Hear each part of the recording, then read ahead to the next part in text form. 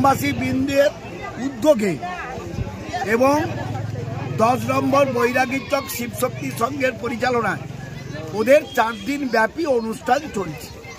আজকের শেষ দিন এই অনুষ্ঠান। আজকের এদের গুণীজন সম্বর্ধনা এবং দরিদ্র নারায়ণের হাতে, 2 সম্প্রদায়ের মানুষের হাতে, এদের একেবারে দরিদ্র বৃদ্ধ বৃদ্ধা যারা তাদের হাতে ওরা বস্ত্র তুলে দিচ্ছেন এই অনুষ্ঠান।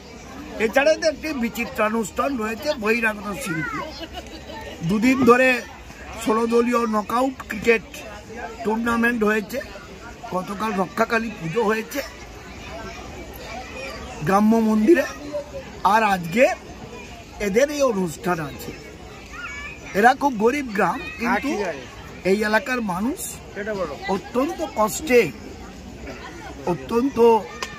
কষ্টের মধ্যে সারা বছরের শেষেই অনুষ্ঠান করে থাকে।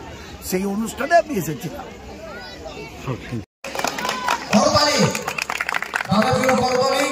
কাকু একটু সাইডে দাঁড়াও।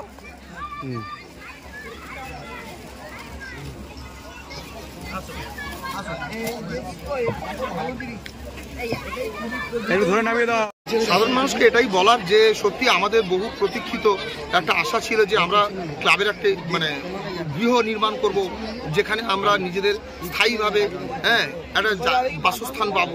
সেটা আজকের আমাদের বিধায়ক প্রতিশ্রুতি দিয়ে গেলেন যে আগামী দিনে তিনি আমাদের 1 লক্ষ টাকা অনুদান করে যাতে আমরা ক্লাব ঘরটি তৈরি করতে পারি এবং মানুষের যে সেবা আমরা করছি তাতে তিনি আপ্লুত এবং অভিভূত।